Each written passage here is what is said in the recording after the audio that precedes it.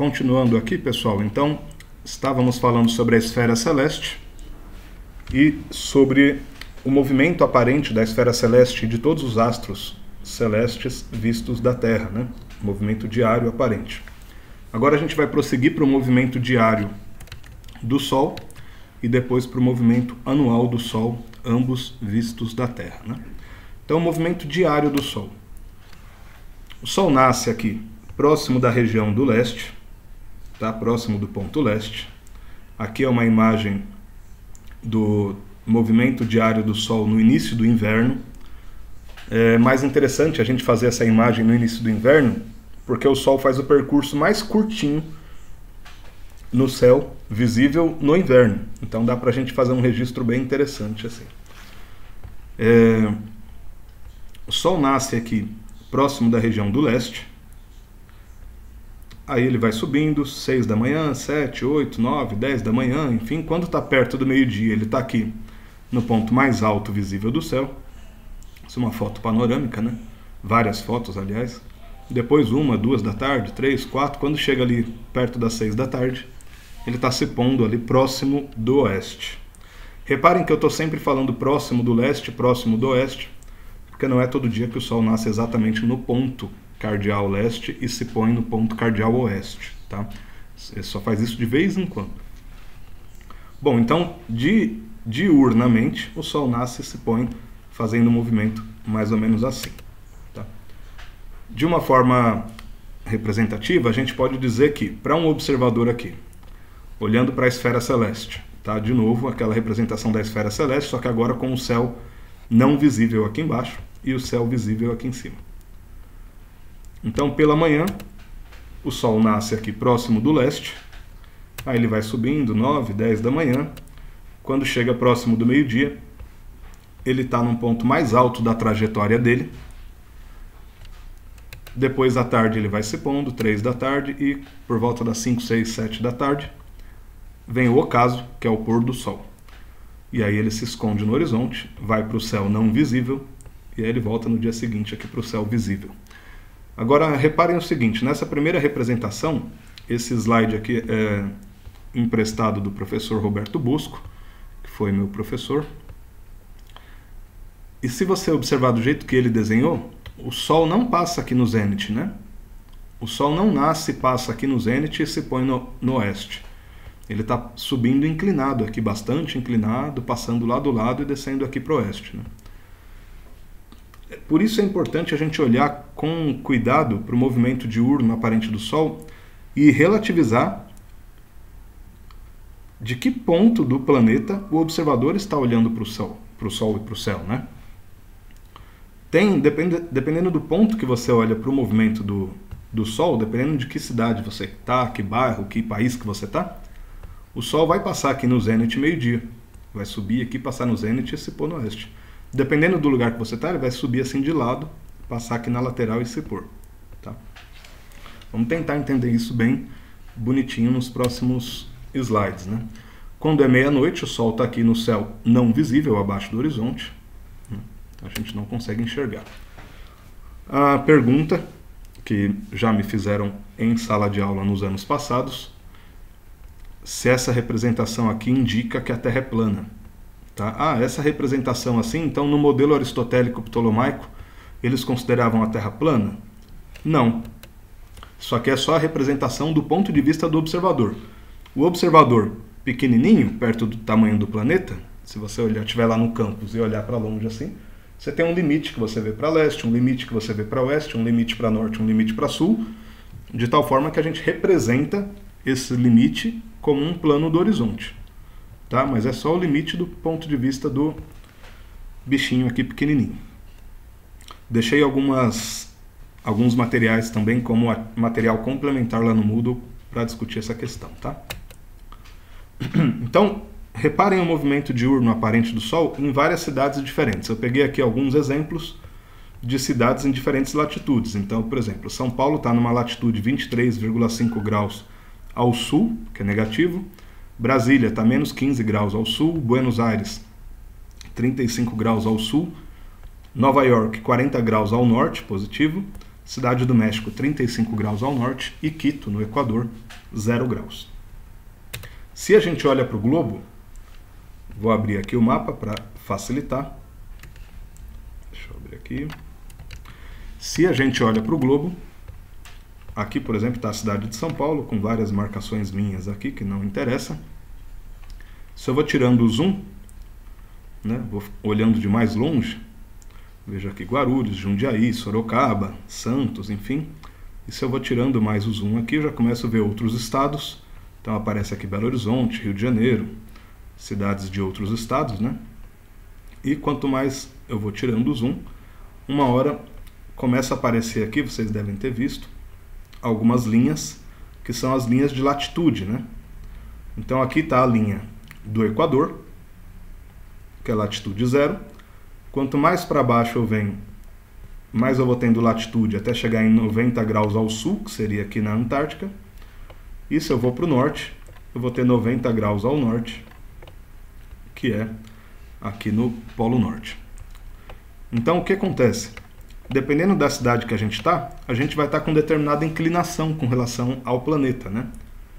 Se eu estou aqui na linha do Equador, eu peguei uma cidade aqui que é Quito, no Equador, por exemplo, que está em latitude 0, bem na linha do Equador. Se você olha para São Paulo, vai estar aqui menos 23 graus e meio. Se você descer aqui 23 graus e meio com relação ao centro do planeta. E peguei algumas ao norte também, como Cidade do México ou Nova York, 35 e 40 graus ao norte. Tá? Então, voltando ali para a representação, o que a gente tem, né? As latitudes, a gente vai definir isso, vocês aprenderam nas aulas de geografia aí nos anos passados. 0 graus na linha do Equador, 30, 60 e 90 até o Polo Sul, negativo, ou 30, 60 e 90 até o Polo Norte, aqui, positivo. Tá? E as longitudes, que vão determinar a partir do meridiano de Greenwich, os 360 graus ao redor do planeta, ou 180 para oeste, 180 para leste. O que importa para a gente agora são as latitudes. Tá? Uma questão... Vai lá, menina. Uma questão importante é assim, o que a gente está considerando aqui? Geocentrismo, a Terra no centro de todo o universo, ou heliocentrismo, o Sol no centro de todo o universo? Na verdade, tanto faz, né? O que importa agora para a gente é que a gente já considerava a Terra como uma esfera. Isso é o mais importante. No modelo geocêntrico, aristotélico ptolomaico, a Terra é uma esfera. No modelo heliocêntrico, que vai vir depois, a Terra também é uma esfera. Tá? Então, tanto faz o modelo, a interpretação do movimento aparente do Sol é a mesma. Tá? Então, para quem está em São Paulo, latitude menos 23 graus e meio, como que vê o Sol nascer? Ou o Sol se movimentar ao longo do dia?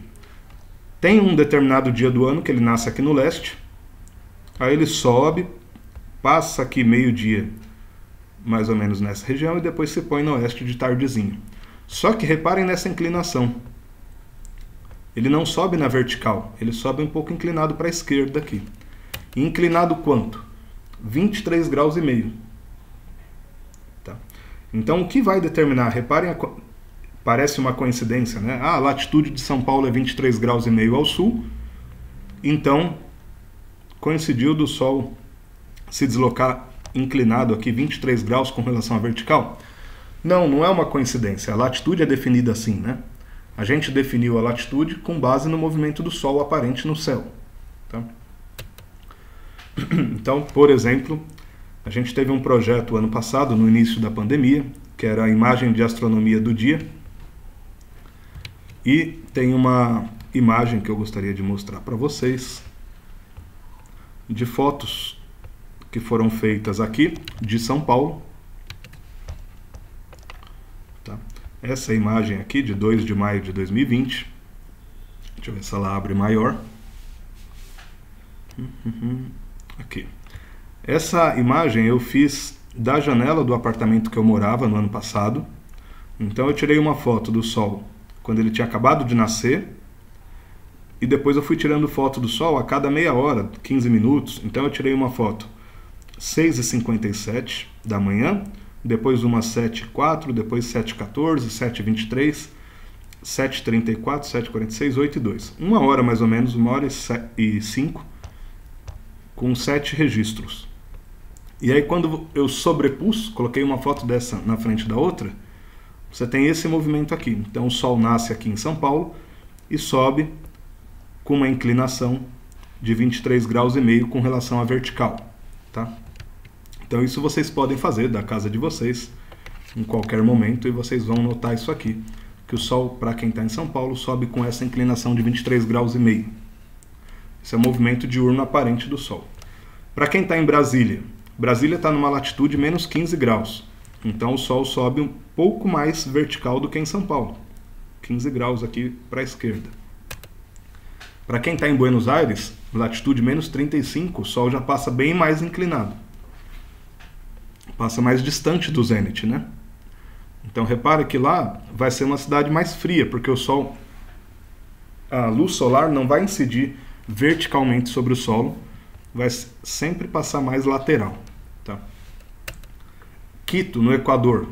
Cidades que estão na linha do Equador, para um dia que o Sol nasce aqui no leste, ele sobe verticalmente, passa pelo zênite e se põe no oeste, com inclinação zero com relação à vertical. Para quem está na Cidade do México, latitude positiva, está no hemisfério norte, 35 graus, é o contrário de Buenos Aires. O Sol que nasce no leste, ele sobe, mas sobe inclinado para a direita. Com 35 graus, passa aqui no zênite, no ponto mais alto da trajetória, e se põe no oeste. Para quem está em Nova York, uma latitude 40 ao norte, o Sol, no dia que ele nasce no leste, ele sobe inclinado 40 graus com relação à vertical, passa mais lateralmente e se põe no oeste aqui. Tudo bem? Então esse é o... Opa, deixa eu voltar aqui. Esse é o movimento diário do Sol, ou movimento diurno aparente do Sol. Estou chamando diurno porque não dá para ver o movimento noturno do Sol, né? Então o movimento diário é composto pelo movimento diurno e noturno, só que o movimento noturno a gente não enxerga, então nem precisa colocar aqui. Tudo bem? Então essa é a questão. Determinadas para cada cidade que você está, cada latitude diferente, vai ter um movimento diurno diferente. Tá? Vamos agora dar uma olhada no movimento anual do Sol.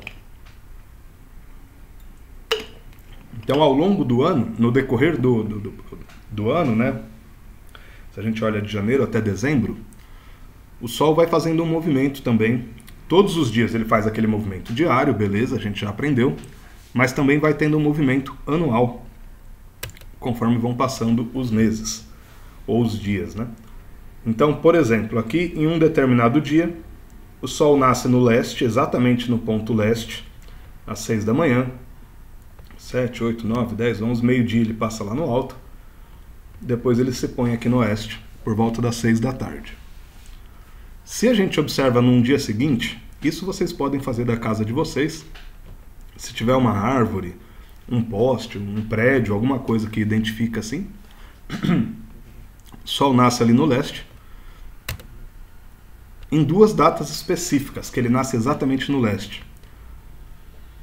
20 de março, na verdade depende do ano, pode ser dia 21 de março, 22, mas ali por volta de 20 de março, e por volta de 21, 22 de setembro, dependendo do ano.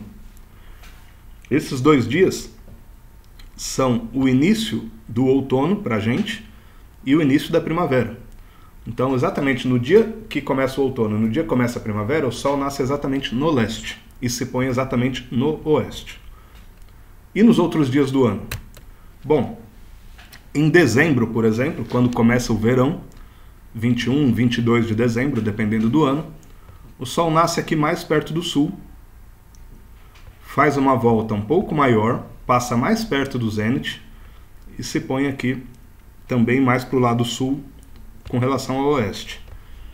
Reparem que ele nasce mais cedo, por volta das 5 da manhã, dá uma volta aqui e se põe por volta das 7 da noite. Agora mesmo que a gente está indo para o verão, né? A gente já passou aqui de setembro, a gente está outubro aqui indo para novembro, então o Sol já está nascendo mais para sul, nasce mais cedo, se põe mais tarde, passa mais tempo no céu visível, né? E no inverno lá no meio de junho, 20, 21, 22 de junho, dependendo do ano. Ele nasce mais tarde, então por volta das 7 da manhã, se põe mais cedo, por volta das 5 da tarde, e faz uma trajetória mais curtinha também. Então o que acontece?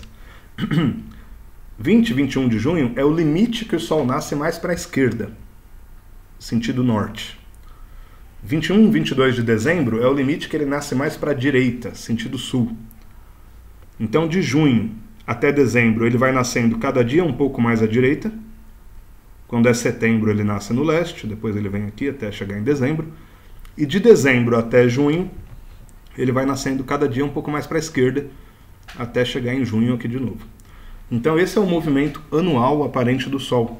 Cada dia ele nasce num lugar diferente, então de dezembro para junho ele vai indo para a esquerda, de junho para dezembro ele vai indo para a direita. E isso que dá o período de resfriamento dessa cidade aqui, que tem essa característica, e o período de aquecimento dessa cidade, no caso aqui parecido com São Paulo, a inclinação que ele está subindo, né? Então se a gente olha de diferentes cidades, peguei aqui as mesmas cidades, né? São Paulo, Nova York, Cidade do México, enfim, o que acontece? Aqui ficou torto o desenho, mas não importa.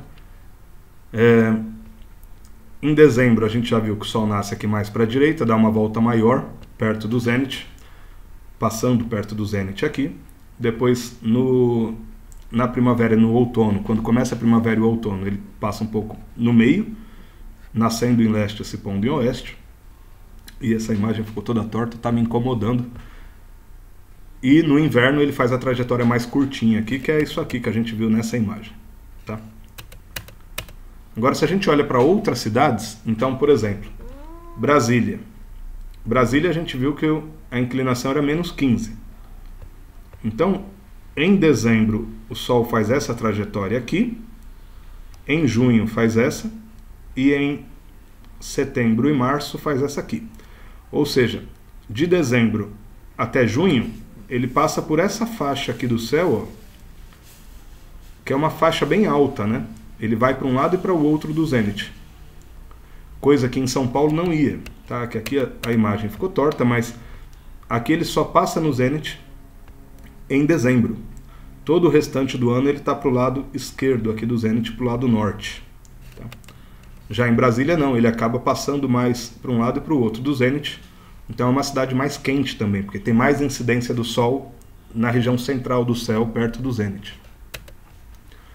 Já em Buenos Aires, que é menos 35 graus, o Sol nunca chega no zênite, porque ele sempre nasce mais inclinado, ele fica sempre aqui, mais para o norte, então mais deitado do que São Paulo, então é mais frio lá do que São Paulo, se a gente pensar só na incidência de calor por conta do Sol. Já para uma cidade que está na linha do Equador, aqui eu peguei Quito, capital do Equador, porque é simbólico, mas pode ser São Luís do Maranhão, Fortaleza, no Ceará, está tudo ali próximo de latitude pequenininha.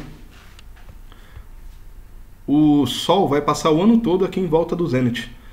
Em dezembro ele está aqui, em junho ele está aqui, mas em março e setembro ele está aqui. Então ele está sempre aqui em torno do zênite, sempre com incidência de luz e calor diretamente de cima.